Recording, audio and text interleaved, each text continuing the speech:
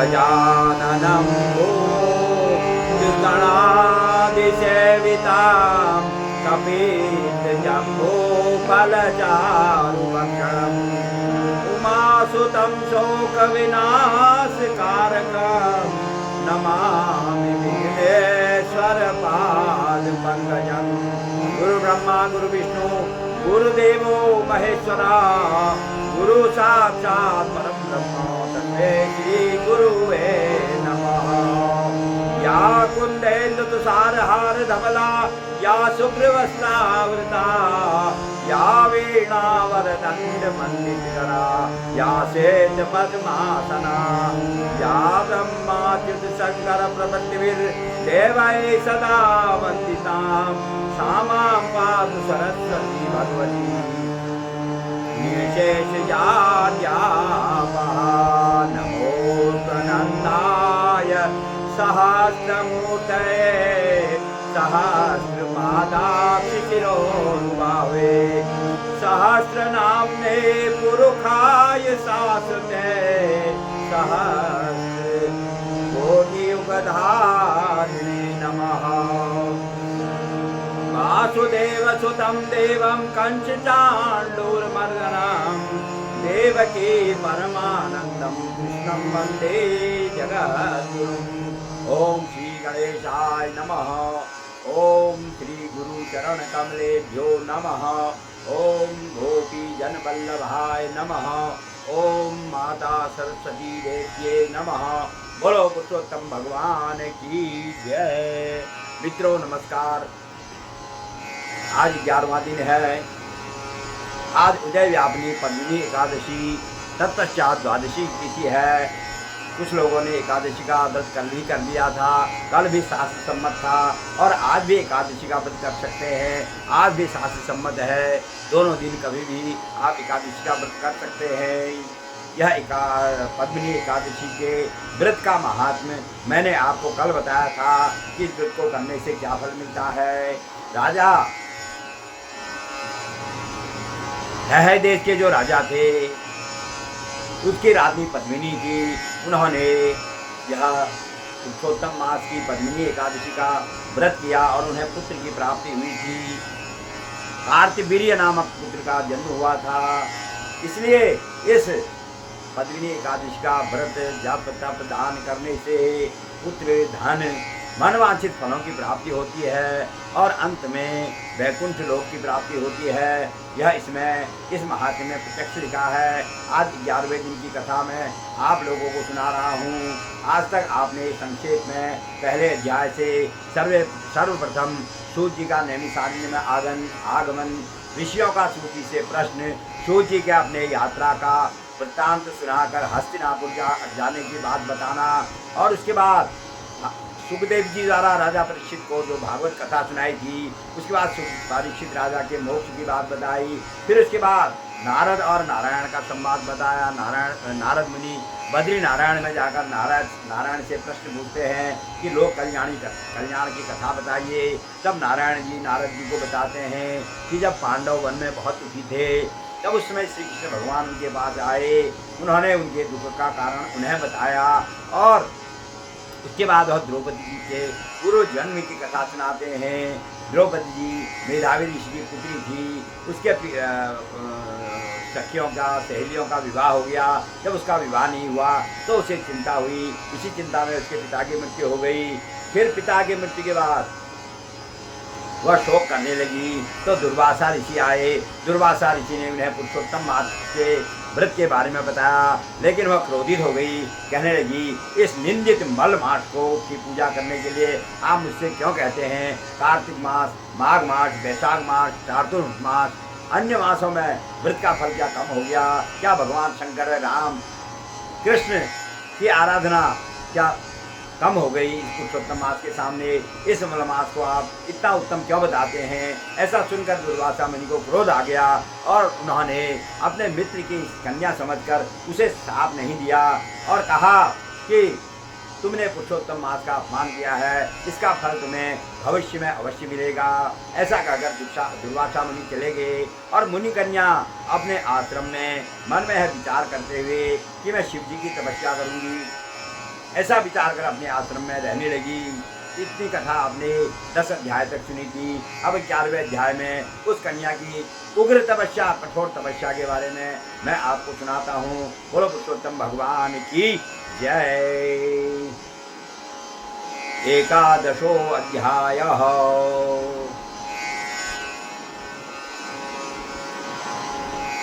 नारदोवाच अचेकरत् कुमारीयं महत्कर्मं सुदुष्करं मुनीनामपि सर्वेषां तन्मे वद महामुने। तब देवर्षि नारद जी भगवान बद्री नारायण से पूछते हैं कि हे मुनिश्रेष्ठ, समस्त मुनियों के लिए भी तपस्या करना एक बड़ा दुष्कर कार्य है, किंतु उस ऋषि कुमारी ने ऐसा कठोर कार्य कैसे कर दिया, आप इसे मुझे विस्तार पूर्वक बतलाइए।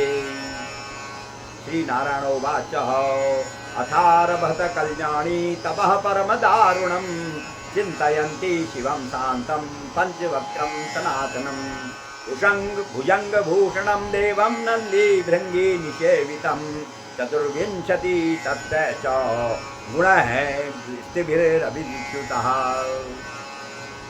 तब श्री नारायण कहते हैं, हे नारद मुनि, तत्पश्चात कल्याणी मुनि मेधावी जी की कन्या ने सनातन शांत पंचमुख भगवान शिव जी का ध्यान करके अत्यंत भीषण तप किया।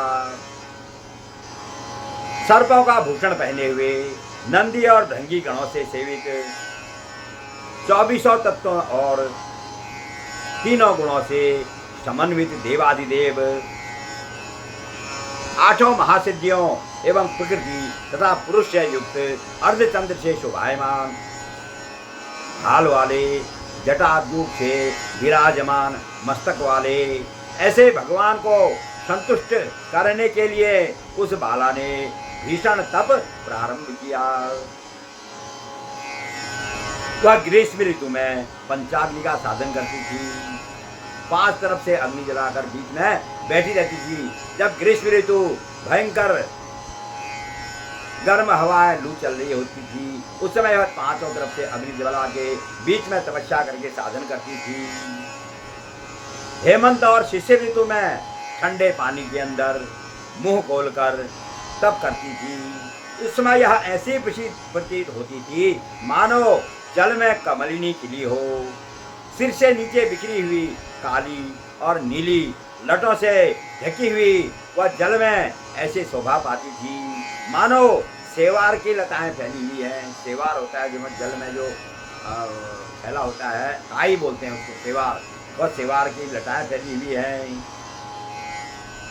ठंड के कारण ब्रह्मरंध्र से निकली हुई धुएं की पंक्ति, जब हम सांस भी जाड़ों में हम सांस भी छोड़ते हैं तो धुआं सा निकलता है, नाक से भी धुआं निकल रहा था, तो वह ऊपर ब्रह्मरंध्र से वह धुआं उस जल में से बाहर निकल रहा था। वह माना ऐसे प्रतीत होता था मानो कमल के पराग का पान करके घोड़ों की पंक्तियां बाहर निकल रही हों।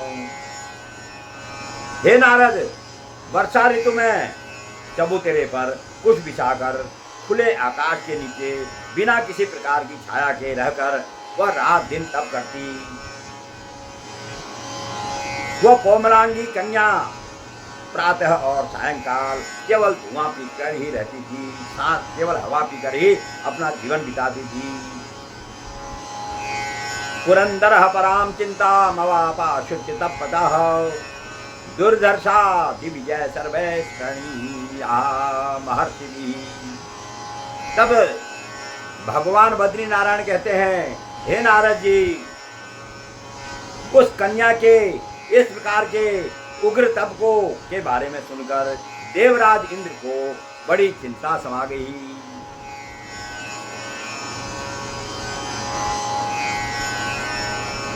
तब देवराज इंद्र को चिंता हो गई, यह कन्या उग्र तप कर रही है, कहीं आप मुझे भगवान इसे प्रसन्न होकर मेरा इंद्रपद न दे दे, मेरा इंद्रपद न छिन जाए।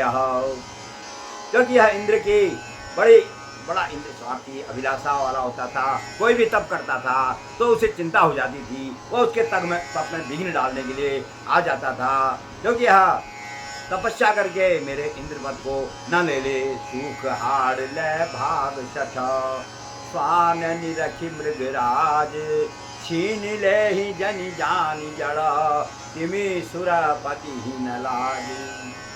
जब नारद मुनि ने तपस्या की, हिमालय में एक सुंदर गुफा नारद मुनि को दिखाई दी, बहुत सुंदर गुफा थी। उसके आगे सुरसरी गंगा की धारा अलकनंदा बह रही थी। जब ऐसा सुंदर मनोरम दृश्य नारद मुनि ने देखा तो उनका मन भगवान के चरण कमलों में लग गया और वहां पर वो बैठ गए और तपस्या करने लगे। इतनी भयंकर तपस्या उन्होंने की कि उनके समाधि लग गई। जब इंद्र भगवान ने देखा कि नारद मुनि तपस्या कर रहे हैं तो उन्हें बड़ी चिंता हुई। जिस प्रकार कुत्ता, उसके मुंह में सूखी हड्डी है, जैसे वो मृगराज शेर को देखता है तो उस हड्डी को लेके भाग जाता है, इस विचार से कि कहीं हम शेर मेरी हड्डी को छीन न ले। जबकि शेर तो मरे हुए मांस को तक नहीं खाता, खुद अपने हाथ से मार के तुरंत ही मांस खाता है। तब इंद्र को यह चिंता हुई, उस कुत्ते की तरह इंद्र को चिंता हुई कि ये मेरी राजगद्दी को नारद मुनि छीन न ले। नारद मुनि तो भगवान के चरणों के अलावा उन्हें कुछ इंद्रपद वगैरह की कोई अभिलाषा नहीं थी। फिर भी इंद्र जो है कामदेव के पास गया, कामदेव से कहने लगा कि आप नारद मुनि की तपस्या को भंग करो। जब कामदेव को उन्होंने भेजा तो कामदेव ने अपनी माया उस आश्रम के ऊपर फैलाई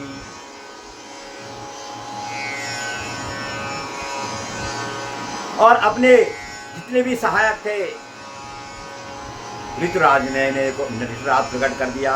काम साणु काम रूपी हवा बहने लगी, बसंत और बड़े को कोयल वगैरह वहाँ पर पूजने लगे। उसको ऐसा बना दिया कि जैसे रास लीला वहाँ पर हो रही हो, ऐसा उन्होंने वहाँ पर कामदेव ने बना दिया। जब कामदेव ने देखा कि मेरी तो बहुत बड़ी सेना है, अपनी सेना को लेकर, वही उसकी सेना थी, उस बहुत खुश हो गया और फिर अनेक प्रकार के प्रपंच करने लगा। लेकिन नारद मुनि भगवान के चरणों में जिनका मन हो, उन्हें कोई भी काम लीला एकदम उन्हें प्रभावित नहीं कर सकती। जब नारद मुनि को उनकी काम कला कोई भी नहीं व्यापी तब वह कामदेव मन ही मन डर गया।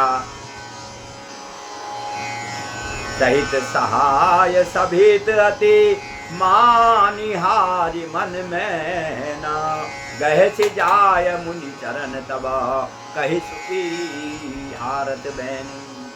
जब उसने देखा कि मेरी कोई भी कोशिश से नारद मुनि की ध्यान नहीं टूटता है, यहाँ मेरे वश में नहीं होते हैं, तब वह भयभीत हो गया, कहीं नारद मुझे कुछ श्राप न दे दें। तो नारद मुनि के चरणों में गिर गया, हे भगवान, इंद्र ने मुझे हे ऋषिराज, इंद्र ने मुझे आपकी तपस्या भंग करने के लिए भेजा था, लेकिन मैं हार गया हूँ, मैं आपकी तपस्या भंग नहीं कर पाया। लेकिन नारद मुनि को क्रोध नहीं आया उसके ऊपर। उन्होंने कहा ठीक है, जाओ, तुम्हारा जो काम था तुमने कर दिया, अब आप जाओ। मन में उनके कोई दोष नहीं हुआ। भयहुन नारद मन कछुता, कही प्रिय वचन काम परितोषा। भयहुन नारद मन कछुता, कही प्रिय वचन काम परितोषा। मीठे वचन से काम को संतुष्ट किया, प्रसन्न किया और उन्हें भेज दिया। और उनके चरणों में सिर नवाकर कामदेव अपने घर चला गया, अपने सभी सहायताओं के साथ जो भी लेके आया था उनको, उनकी तपस्या भंग करने के लिए। तब नारद मुनि को यहाँ पर अभिमान हो गया कि मैंने कामदेव को हरा दिया। इंद्र की सभा में गया और अपनी कामदेव की करनी और अपनी करनी सब इंद्रराज को सुनाई। सबके मन में आश्चर्य हो गया और सब नारद मुनि की प्रशंसा करने लगे। हे नारद मुनि, आप तो भगवान के भक्त हैं, आपको कोई भी काम कैसे मोहित कर सकता है। बड़ी बड़ी अन्य प्रशंसा जब नारद ने देवताओं के मुंह से सुने तो उनका मन का अभिमान और बढ़ गया। उसके बाद शिव जी के पास पहुंचे और शिव जी से कहने लगे कि मैंने कामदेव को जीत लिया है। आपने भी कामदेव को जीता था और मैंने भी कामदेव को जीत लिया है। सारा प्रसंग, सारे कामदेव की चरित्र उन्होंने शिव जी को सुनाए। शिव जी को नारद से अति प्रेम था। तब उन्होंने उनको समझाया। उन्होंने कहा, मैं बार बार आपसे प्रार्थना करता हूँ, हे नारद मुनि, जैसे तुमने मुझे यह काम चरित्र सुनाया और अपने कामदेव को हराने वाली बात सुनाई, ऐसी बात जाकर आप भगवान प्रभु से मत कह देना। बार बार उनको समझाया, लेकिन नारद मुनि नहीं माने। शंभुदी न उपदेश हित, नहीं नारद ही सुहाना, भरद्वाज कौतुक सुनहु हरि इच्छा बलवान। कितना उपदेश शिव जी ने दिए, कितना शिव जी ने समझाया, लेकिन नारद मुनि को अच्छा नहीं लगा। क्योंकि याज्ञवल्क्य और भरद्वाज के संवाद में वह रामायण होती है, तो भरद्वाज कहते हैं, हे मुनि सुनिए, हरि इच्छा बलवान होती है, भगवान की इच्छा के आगे किसी की नहीं चलती है। इसलिए नारद मुनि ने शिव जी की बात पर कोई भी ध्यान नहीं दिया।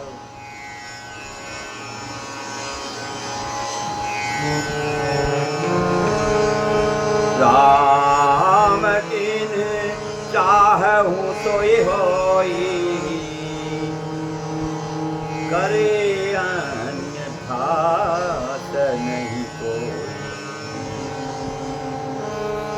राम किन्ह चाहई सोई होई, राम किन्ह चाहई सोई होई, करे अन्यथा नहीं कोई। शंभु वचन मुनि मन नहीं भाई, तब विरंची के लोक सिधाई। शंभु वचन मुनि मन नहीं भाई, तब विरंची के लोक सिधाई। एक बार कर तल बर बीना, गावहि हरि गुण गान पुनीना। शिरस गवने मुनिनाथा, गावत जहाँ बस श्रीनिवास क्षीर सिंधु गवने मुनिनाथा, जहाँ बस श्रीनिवास सुनिनाथा। भगवान शंकर की बात नारद ने नहीं मानी और पहुंच गए जहाँ वैकुंठ में श्री भगवान के पास। और सारी जो बातें देवराज इंद्र की सभा में बताई थी, जो बातें शिव शंकर भगवान को बताई थी, वह सारी बातें वह भगवान श्रीनिवास नारायण विष्णु भगवान को बताने लगे। तब भगवान ने देखा कि इसके मन में अभिमान आ गया है। नारद कहे सहित अभिमाना, सबको सुनाया और अभिमान से कहते हैं, वैसे नहीं कहते हैं। नारद कहे सहित अभिमाना, कृपा तुम्हारी सकल भगवाना, कृपा तुम्हारी सकल भगवाना। भगवान ये तो सब आप ही की कृपा है, ऐसा कह रहे हैं, सब आपकी कृपा से ही किया है मैंने, लेकिन अभिमान से कह रहे हैं। जब भगवान ने देखा इनके मन में अभिमान का अंकुर उत्पन्न हो रहा है, अब मुझे इस अभिमान को दूर करना चाहिए, क्योंकि भगवान भक्ति की जो उसका हित है, जैसा भक्त का कल्याण हो वही उपाय भगवान चाहते हैं। भक्त का कल्याण बिल्कुल नहीं चाहते हैं। तब भगवान ने अपनी माया बनाई। इस श्रीनिवासपुर से अधिक एक नगर की रचना की। विचारे हूँ मगम हूँ नगर जही सदा जो जन विस्तार। श्रीनिवासपुर के अधिकार रचना विविध प्रकार।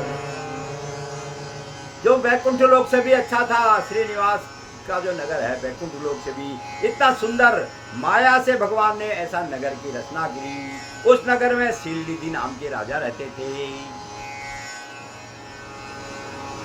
और उनकी एक विश्व मोहिनी नाम की पुत्री बनाई। भगवान ने अपनी माया से सब कुछ बनाया है।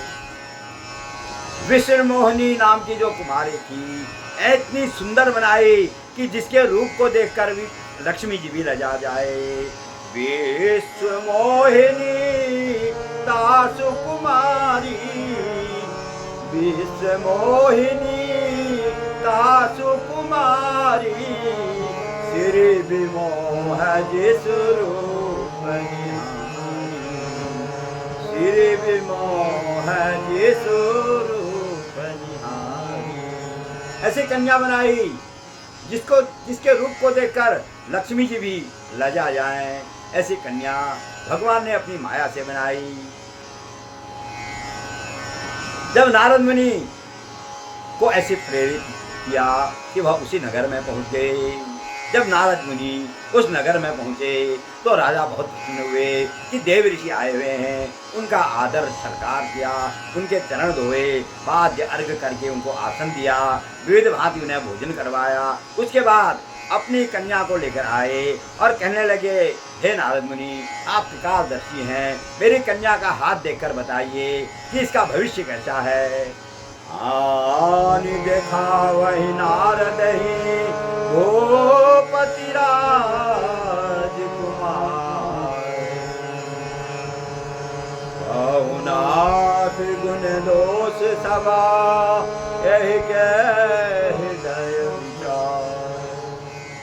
नारद जी के सामने उस कन्या को ले आए और कहने लगे, इस कन्या में क्या गुण है, इस कन्या में क्या दोष है। हे नारद मुनि, हे ऋषिवर, आप मन में विचार करके मुझे बताए। जैसे ही नारद मुनि ने उस कन्या को देखा, उसका हाथ देखने के लिए उसका हाथ पकड़ा तो उन्हें अपने देह की सुधि भूल गई और उसी को देखने लग गए। कहाँ उसके गुण और दोषों का बखान करते, वह कन्या को एक तक देखने लगे। भगवान की ऐसी माया थी और मनी मन उन्होंने उनके सारे गुण और दोष, उन्हें सब पता ही था। मनी मन जो है सारे गुण और दोषों को पता था। और उसके बाद कहने लगे, हे शीलनिधि राजा, जो इसे वर करे, जो जिसके साथ इसकी शादी होगी, जिसके साथ इसका विवाह होगा, वह अमर हो जाएगा और समर भूमि में उसे संसार में कोई जीतने वाला होगा ही नहीं। जो इस कन्या के साथ विवाह करेगा, सारे चर अचर के जितने जीव हैं सब उसकी सेवा करेंगे।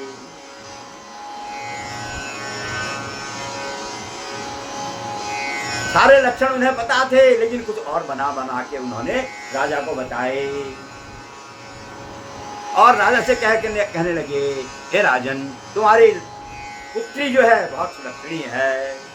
ऐसा कहकर नारद अपने स्थान को चले तो मनी मन सोच में पड़ गए। भगवान के चरणों में जिनका ध्यान रहता था, उनका ध्यान उस विश्व मोहिनी में ही रह गया। भगवान के चरणों को भूल गए। मन में सोचने लगे, एक कोई ऐसा उपाय करूं जिससे यह कन्या मुझे वर के रूप में स्वीकार करे। अब जब तक कुछ नहीं होता है। जब तब कछु न होई यही काला, जब तक कछु न होई यही काला।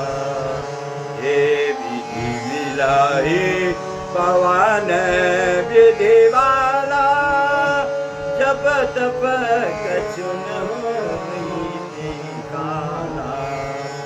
जब तब कछु न होई यही काला। हे विधि मिलही कवन विधि पाला, जब तब कछु न होई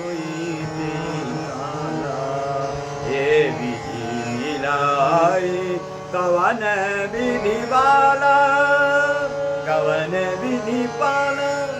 बाला के ही रूप में रह गए, भगवान को भूल गए। क्या होगा, कैसे मिलेगी यह कन्या?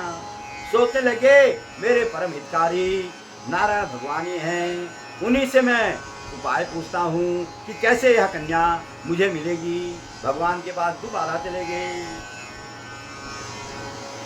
भगवान की प्रार्थना की। वहीं पर बहुविधि विनय तीन देहि काला, बहुत बार बार उन्होंने भगवान के वहीं पर प्रार्थना हुई। तब भगवान कौतुकी थे, वहीं पर प्रकट हो गए। जैसे भगवान को नारद मुनि ने देखा, मन में प्रसन्न हो गए। मेरी विनती भगवान ने सुन ली, यहीं पर भगवान प्रकट हो गए। अब मेरा काम बन जाएगा, ऐसा मन में सोचकर नारद मुनि प्रसन्न हो गए और अपनी सारी बात शिलनिधि राजा के घर जाने की, कन्या के रूप लक्षणों की बात, सारी बात कथा फिर दोबारा भगवान को सुना दी। पहली बार गए थे, काम के चरित्र सुनाए थे, इस बार अपने काम, अपने अंदर जो उनके काम आ गया था उसके चरित्र को सुनाने लगे। तब कहने लगे भगवान, अब मुझे उस कन्या से शादी जरूर करनी है। तो भगवान ने कहा, अरे नारद, तुम विवाह करके क्या करोगे? मैं जब राम रूप में गया था, मैंने भी विवाह किया, कितना दुख मुझे भोगना पड़ा। हे खगमृग, हे मधुकर सेनी, तुम देखी सीता मुझे, सीता के वियोग में मुझे कितना दुख भोगना पड़ा। विवाह करके आदमी पछताता ही है, इससे विवाह की बात छोड़ो। आप तो ज्ञानवान हो, ब्रह्म ज्ञानी हो, ब्रह्मा जी के पुत्र हो, आप इस विवाह की क्यों बात करते हैं? उसने कहा भगवान, तब नारद मुनि के मन में तो भगवान के द्वारा मोहित काम आ गया था, इसलिए कहने लगे, नहीं भगवान, मुझे तो शादी करनी है। अभी तो चल जाएगा, बुढ़ापे में कौन देखेगा मेरे को, शादी मुझे अवश्य करनी है। अब मैं एक ही उपाय मन में समझ रहा हूँ कि मुझे आपका स्वरूप मिल जाए।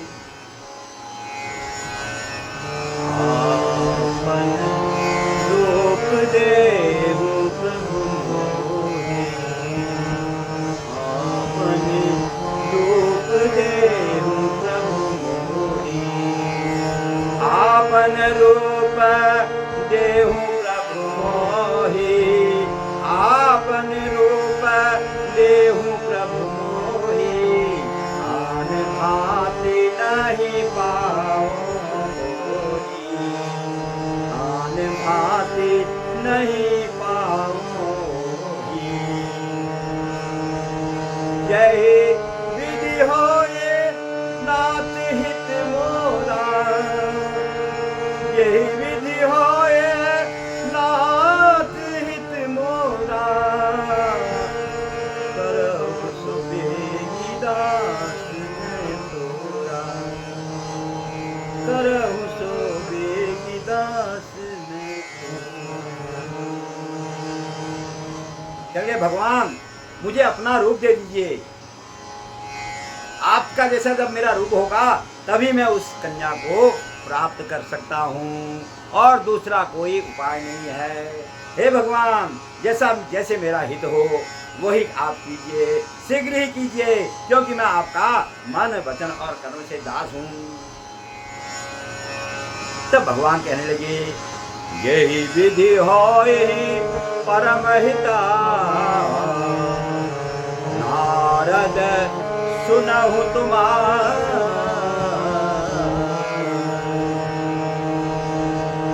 सोई हम करब न वचन कछो, वचन न मृषा हमार,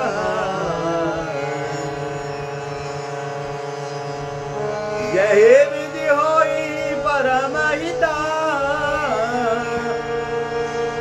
नारद सुनहु तुम्हार, सोई हम करब न हानि कछु, वचन न मृषा हमार। तब भगवान कहने लगे, हे नारद, आप तो हित की बात कह रहे हैं, मैं तो आपका परम हित करूंगा।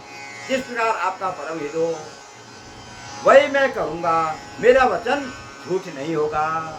भगवान का फिर कहते हैं, जिस प्रकार रोगी जो भी चीज भगवान डॉक्टर ने मना की हो उसी को खाने की उसकी इच्छा होती है। उपथमाद रुज व्याकुल रोगी, रोगी को भगवान डॉक्टर ने जो भी परहेज बताया होता है, जो नहीं खाने की बात की होती है, उसी को खाने का उसका ज्यादा मन करता है, लेकिन वैद्य उसे वह नहीं देता है।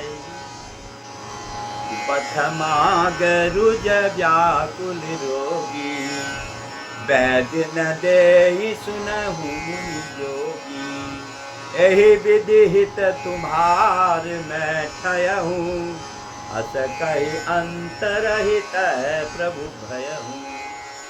जिस प्रकार व्याकुल रोगी कुपथ्य मांगता है और वैद्य उसके हित के कारण उसे कुपथ्य नहीं देता, उसी प्रकार मैं भी आपका हित करूंगा।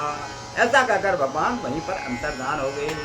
नारद के मन में तो मोह था, भगवान की माया से मोहित थे, इसलिए भगवान के गुण वचनों को वो नहीं समझ सके और बहुत प्रसन्न हुए और वहां चले गए जहां उस विश्वमोहिनी नाम की राजकन्या का स्वयंवर हो रहा था। अनेक राजा, अनेक देवतागण सभी उस स्वयंवर में आए हुए थे, सब अपने अपने आसनों पर बैठे थे। नारद भी जाकर एक आसन पर बैठ गए। नारद को देखकर सभी लोग अपने आसन से खड़े हो गए। यह देव ऋषि हैं, भगवान विष्णु के चरण कमलों के उपासक हैं। नारद मुनि को देखकर बहुत प्रसन्न हुए लोग और उन्होंने आदर किया, आदर से सम्मान से उन्हें आसन पर बिठाया। तब वहां बैठकर सोचने लगे, भगवान ने तो मुझे अपना रूप दे दिया है, अब मेरे को छोड़कर वह विश्व मोहिनी कन्या दूसरे को नहीं वरेगी, दूसरे को विवाह के लिए नहीं चुनेगी। ऐसा मन में उनके हर्ष था, खुश हो रहे थे। लेकिन उनकी भलाई के लिए मुनि हित कारण कृपा निधाना, जाय बखाना, मुनि हित कारण कृपा निधाना, न जाय बखाना, सो चरित्र लखी काहु न पावा, नारद जाने सबहि सिरुनावा। भगवान ने मुनि की भलाई के लिए उन्हें ऐसा रूप दे दिया, बंदर का रूप दे दिया उनको, हरि रूप। हरि माने बंदर भी होता है, हरि माने भगवान भी होता है। तुलसीदास सदा हरि चेरा, तुलसीदास हनुमान चालीसा में कहते हैं, तुलसीदास सदा हरि चेरा, जयनाथ हृदय महोदर। हरि मतलब हनुमान जी से कहते हैं, मैं हनुमान जी का दास हूँ, हरि चेरा। हरि उनके गुरु भी थे, नरहरि दास उनके भी शिष्य थे वो, लेकिन हरि चेरा वहां पर हनुमान जी के लिए कहा गया।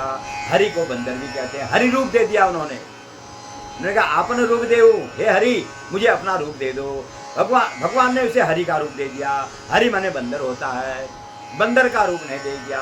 मरकट बदन भयंकर देही, मरकट बदन भयंकर देही, भयंकर रूप दे दिया। लेकिन किसी ने वह रूप नहीं देखा, सबने उन्हें नारद मुनि जैसा ही देखा।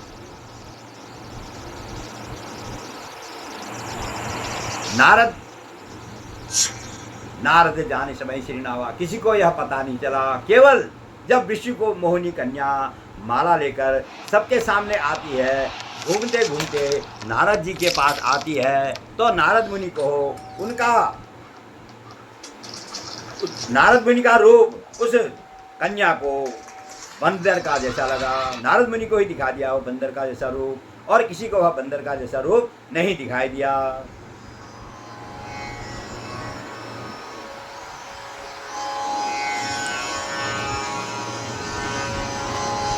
सभी ने उन्हें नारद समझा और सब उनकी इज्जत कर रहे थे। लेकिन उस विष्णु मोहिनी कन्या जब माला लेते नारद के पास पहुंची तो वहां से वो दूसरी जगह चले गई।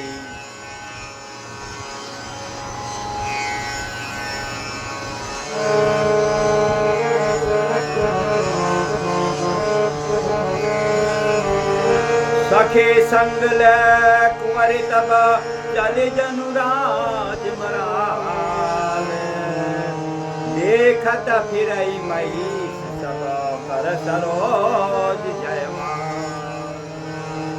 यही जिसी बैठे नारद भूमि, यही दिशि तहि न मिलो की भूमि। यही दिशि बैठे नारद भूली, तहि दिशि तहि न मिलो की भूली। यही दिशि बैठे नारद भूली, यही दिशि तहि न मिलो की भूली। भूल कर भी उस तरफ को उसने नहीं देखा जहां नारद जी बैठे हुए थे। और उन्हीं नृप समाज में भगवान भी राजा का वेश बनाकर आए थे। उन्होंने उसके भगवान के गले में जयमाल डाल दी और उसे लेके भगवान चले गए। नारद को बड़ा शोक हुआ, हाथ में गया लड्डू जैसे पराए हाथ में चला जाए, ऐसा दुख हो गया उनको। तब वो सोचने लगे कि मुझे इतना सुंदर भगवान ने अपना रूप दिया था, फिर भी इस कन्या ने मुझे क्यों नहीं वरा।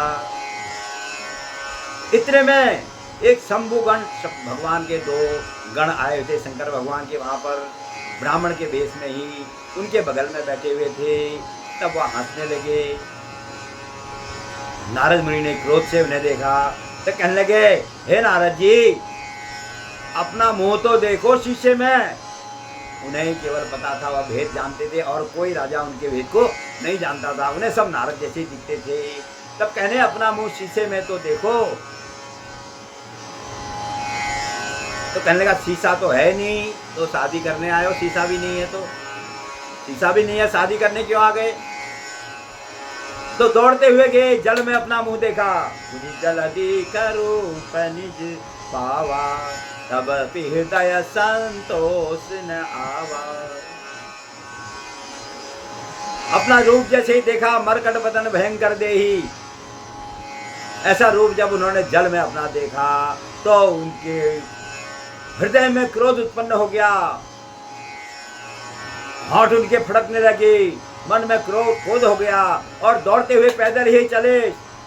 विष्णु भगवान के पास जाता हूँ, या तो श्राप दूंगा या तो मर जाऊंगा। संसार में मेरी इतनी हंसी करा दी इन्होंने। इनके अंदर माया थी, माया में सब कुछ सत्य समझ रहे थे। कहने लगे, इस संसार में मेरी हंसी करा दी। गुस्से से दौड़ रहे थे तो भगवान तो कौतुकी थे और रास्ते में ही मिल गए उनको। और वही राजकुमारी उनके साथ थी, लक्ष्मी का ही रूप थी। वह राजकुमारी भगवान के साथ थी और लक्ष्मी जी भी साथ में थी। तब मीठे बचने करने, मुनिराज नारद जी, आप इतने विकर होके कहाँ भागे जा रहे हो, कहाँ जा रहे हो। ऐसा वचन सुनता तो मन में उनके क्रोध उपज गया, बहुत बड़ा क्रोध आ गया। भगवान की माया से उनके मन का ज्ञान बुद्धि सब चली गई, क्रोध मन में आ गया। तब कहने लगे भगवान से, तुम्हें दूसरे की भलाई देखी नहीं जाती, तुम्हारे मन में ईर्ष्या है। मेरे से यह कन्या शादी करना चाहती थी और तुम इसे लेकर आए, तुम्हारे अंदर कपट है। समुद्र मंथन के समय जहर मिला और शिवजी भगवान सीधे साधे उनसे कह के तुम्हें सारा जहर उनको पिला दिया। ऐसे कपटी हो तुम।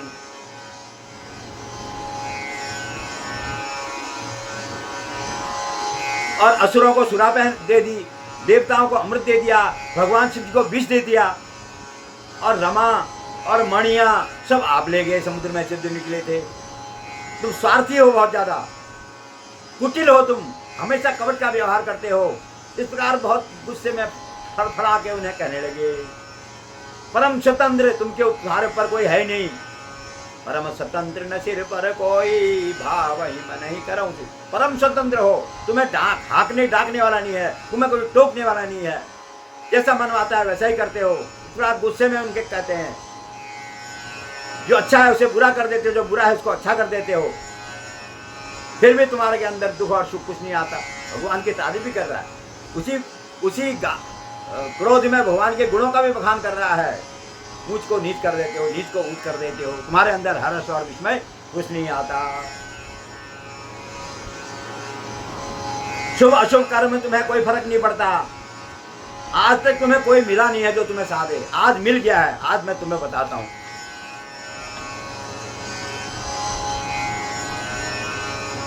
जिस प्रकार तुमने जिस शरीर को देखकर मुझे तुम्हें ठगा, बंचे हूं वो ही यवनी धरी देहा,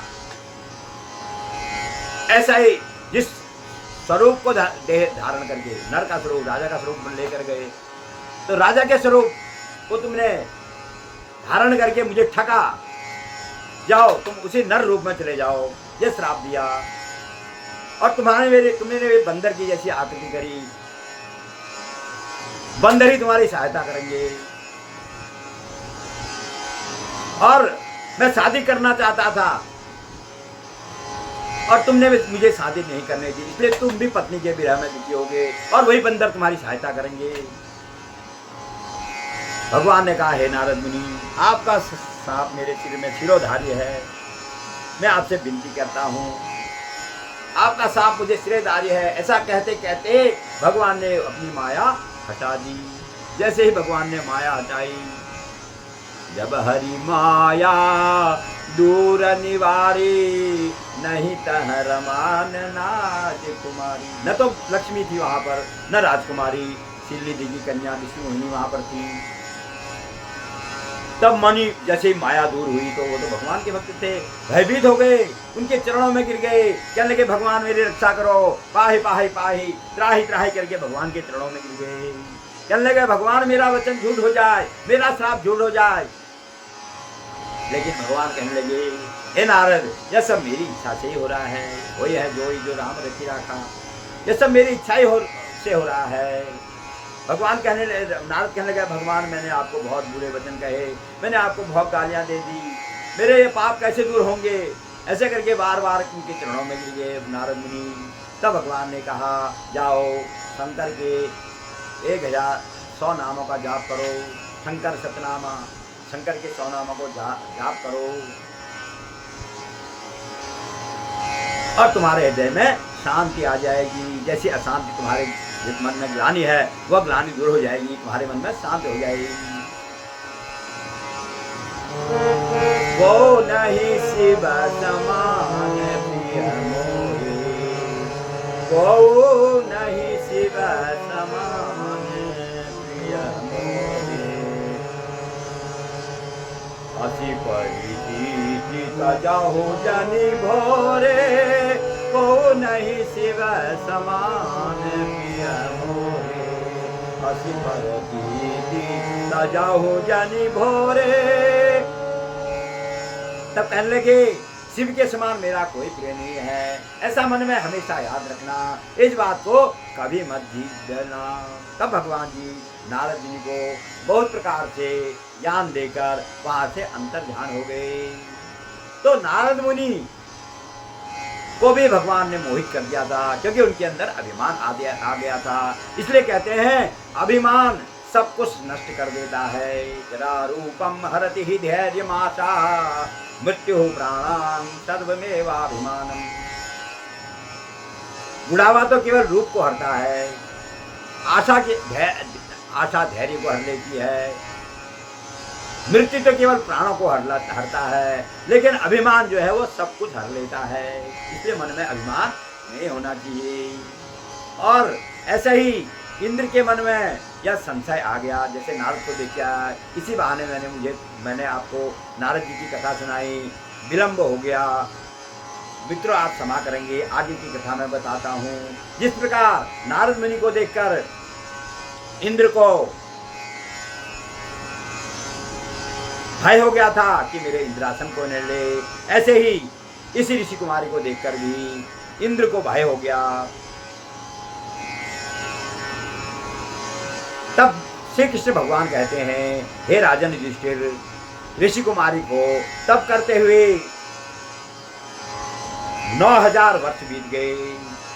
उस कन्या की तपस्या से भगवान गिरिजाशंकर प्रसन्न होकर उसे इंद्रियों से परे भगवान ने इंद्रियों से परे अपने स्वरूप का दर्शन दिया। उनका दर्शन पाकर जैसे शरीर में उसके दोबारा प्राण लौट आए हों, ऐसे वक्त एकाएक खड़ी हो गई और तपस्या करने से दुर्बल होने पर भी उसका शरीर उस समय हृष्ट-पुष्ट हो गया। हवा और धूप से बहुत पीड़ित होने पर भी वह शिव जी को बड़ी प्रिय लगी। तब उस बाला ने सिर झुकाकर गिरजा रमण को प्रणाम किया। उन विश्ववंद विश्वनाथ जी का मानसिक उत्तराधनों से पूजन किया। उसके बाद अत्यंत श्रद्धा भक्ति के साथ उस जगदीश्वर शंकर भगवान की स्तुति करने लगी। बालोवाच आये शैलजा बल्लभ प्राणनाथ प्रभो भर्गभूतेश गौरीश शंभो तमः सोम सूर्याग्नि दिव्य त्रिनेत्रा मदाधार मुंडास्ति मालिन नमस्ते नरो ने कतापाभिभूतांग पीडः परे घोर संसार वार्धो निमग्नः खलव्याल कालो गृद्रंत्राभिद्रष्टो विमुच्येत् भवन्तं शरण्यं प्रपन्नः विभो येन बाणः स्वकीयाय कृतश्च मृता जीवितालर्क भूपाल पत्नी दयानाथ भूतेश चंडीश भव्या भवत्राण मृत्युंजय प्राणनाथ मखध्वंस कर्ता समस्तारिहर्ता सदा सेवकानां भवध्वंस कर्ता नभो जन्म हर्तः पुरा सृष्टिकर्ता तव दीन दीयनावः प्राणनाथावहर्तः। तब इस प्रकार वह कन्या भगवान शिव जी की स्तुति करने लगी। हे शैलपुत्री के पति, हे प्राणनाथ, हे प्रभु, हे भर्ग, हे भूतेश, हे गिरीश, हे शंभु, हे तमः, हे सोम सूर्य अग्नि रूप दिव्य 3 नेत्र धारण करने वाले, हे मेरे आधार,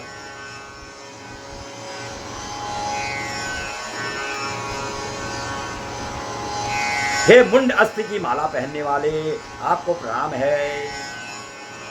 विविध स्वरों के ताप से जिनके अंग प्रत्यंग में पीड़ा हो रही है, जो घोर संसार सागर में डूब रहे हों, दुराचारी रूपी सांपों से जो पीड़ित हों और जो काल के भयंकर दाड़ों से डसे हुए ऐसे प्राणियों, यदि आपकी शरण का आश्रय लेते हैं तो उनकी मुक्ति हो जाती है।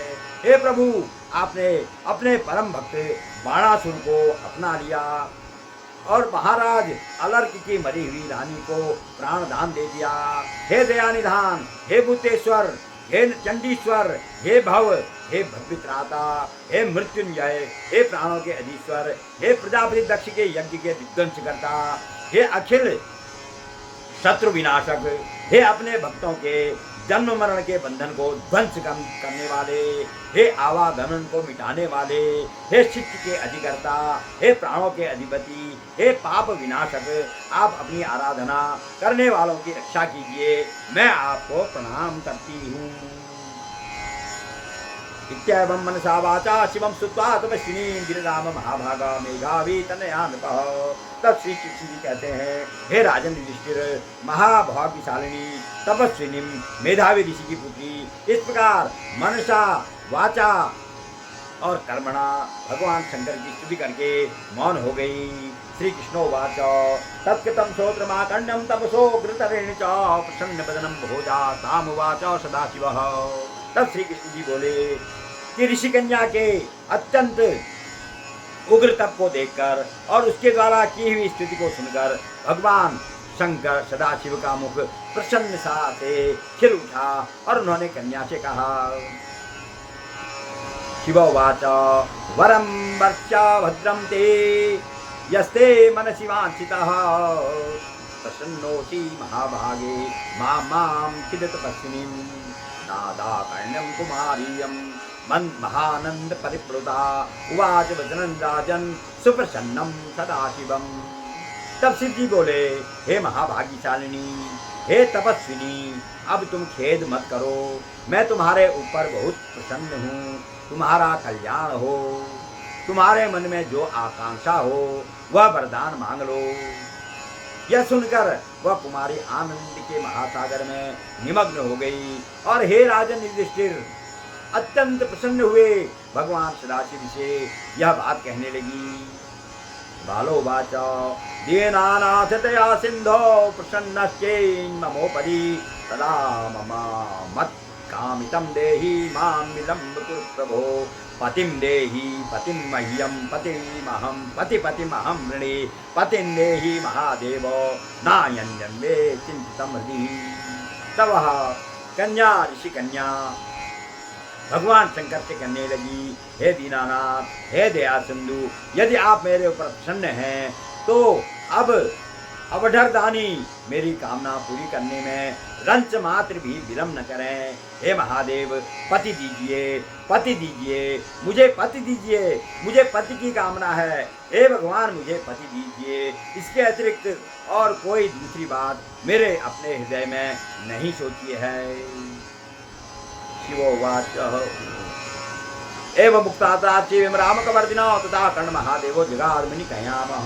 समस्त भगवान कवर्दीश्वर ने यह कहकर भगवान कवर्दीश्वर से यह कहकर वह ऋषि कन्या चुप हो गई। तब यह सुनकर महादेव जी मुनि कन्या से कहने लगे, शिवोवाच त्वया सन्मुखो नोक्तं तदस्तु मुनिकन्यके पंचकृत्स्वया यस्मान् पतिः सम्प्राप्तिनो अधुना तस्मात् पंच भविष्यन्ति पतयस्तव सुंदरी शूरा सकल धर्मज्ञा साधवः सत्य विक्रमः। तब शिव जी ने कहा, हे मुनि कन्या, तुमने जैसा अपने मुंह से कहा है वैसा ही होगा, तथास्तु। अतः तुमने 5 बार पति पति कहकर वर मांगा है, इसलिए हे रमणी, तुम्हारे 5 पति होंगे और वे सभी शूरवीर, समस्त धर्मवेता, सरल, सत्य, पराक्रमी, यज्ञ करने वाले, अपने गुणों से विख्यात, सत्य प्रतिज्ञ, इंद्रिय निग्रही, तुम्हारे रूप के अनुसार काम करने वाले, सभी राजकुल में उत्पन्न और महान गुणशाली होंगे। ऐसे तुम्हारे 5 पति होंगे। श्री कृष्ण उवाच इत्याकर्णवचस्य धूर्जटेरनिरा अतिप्रियम् उवाचा अवनता भूत्वा बाला वाक्य विशारदः। तब श्री कृष्ण भगवान ने कहा, धूर्जटी शिव जी के इन कड़वे वचनों को सुनकर बोलने में चतुर कन्या ने फिर सिर झुकाकर भगवान महादेव से कहा, बालोवाच एव मे गिरिजाकांत मास्तु लोके अनिकौतुकम् एकस्या एव अस्ति भर्ता नर्या सदाशिवः तदीयायं कथं संभो भवेत्यं पंचभर्तका नैवार्हासि वदस्तेव मयि वचतुं कृपानिधे।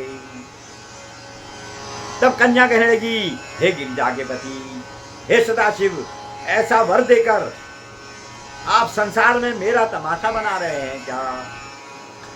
क्योंकि एक नारी का एक ही भर्ता होता है, ऐसा तो कहीं न देखा गया हो और न सुना ही गया कि नारी एक हो और उसके 5 पति हों।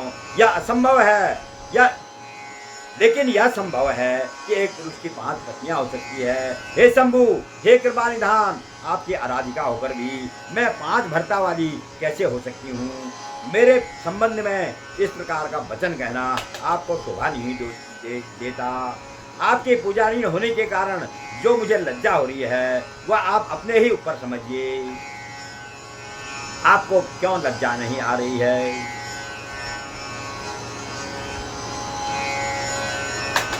तब शिव जी ने कहा, शिवोवाच मास्तु ते अस्मिन् भवे भीरु भव्यं तज्जन परजन्मनि अयोनि संभवा तत्र भविष्यसि तपोबलातः।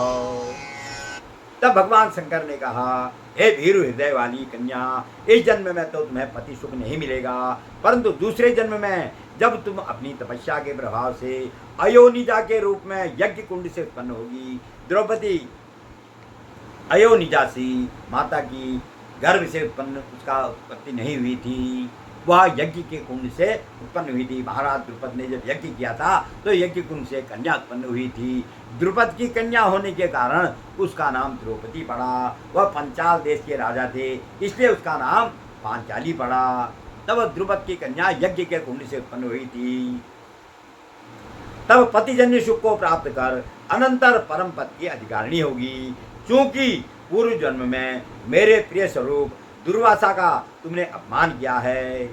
हे सुंदर भाव वाली ललना, यदि दुर्वासा कुपित हो जाए तो तीनों भुवनों को जलाकर भस्म कर सकते हैं, परंतु तुमने तो अहंकार के वशीभूत होकर उस ब्रह्म तेजा दुर्वासा मुनि का मान मर्दन कर दिया। हे सुंदरी, जिस अधिमास को भगवान श्री कृष्ण ने अपना समस्त निजी ऐश्वर्य प्रदान कर दिया, उस भगवान के परम प्रिय पुरुषोत्तम मास का तुमने व्रत नियम नहीं किया। हम ब्रह्मा देव देवा नारदया तपस्विनः मदादेश करा वाले तदा ज्ञान को विलंघयेत। हे सुंदरी, मैं ब्रह्मा से लेकर समस्त देवतागण और नारद से लेकर जितने तपस्वी लोग हैं, वे जिनके आदेश का पालन करते हैं, हे मुनि कन्या, उनके आदेश का कौन उल्लंघन कर सकता है। अरे अबोध बाला, दुर्वासा की आज्ञा से भी तुमने उस विश्वबंध्य पुरुषोत्तम मास की आराधना नहीं की। अतः हे ब्राह्मण कुमारी, तुम्हारे 5 पति होंगे।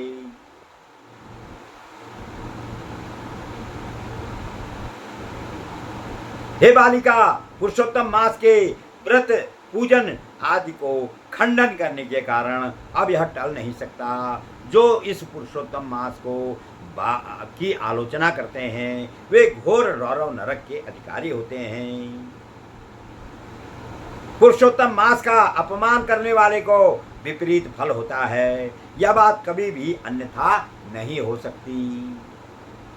पुरुषोत्तम मास की आराधना करने वाले पुत्र पौत्र और धन से संपन्न होते हैं। वे इस लोक और परलोक में भूतकाल में सिद्धि तत्व को प्राप्त किए हैं, भविष्य में सिद्धि प्राप्त करेंगे और वर्तमान काल में भी सिद्धि प्राप्त कर रहे हैं। हे बाले, हम सभी देवता लोग भी पुरुषोत्तम मास की आराधना करने वाले हैं। यस्मिन् संशयविते शीघ्रं प्रीयते पुरुषोत्तमः सेवनीयं कथं सांसां न भवाज सुमध्यमे। जिस पुरुषोत्तम मास में व्रत पूजा नियम दान पुण्य आदि का आचरण करने से पुरुषोत्तम भगवान शीघ्र प्रसन्न हो जाते हैं, उस आराधनीय मास की हे सुंदर कटिवादी हम लोग आराधना क्यों न करें। कहो तो अत्यंत उच्च महान पुरुषों की वाणी कैसे मिथ्या हो सकती है।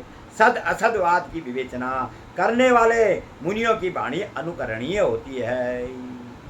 इतना कहते कहते भगवान नीलकंठ हर शीघ्र ही अंतर ध्यान हो गए और वह मुनि कन्या चकित होकर इधर उधर देखने लगी, जैसे अपने झुंड से बिछुड़ी हिरणी चकित होकर इधर उधर देखती रह जाती है।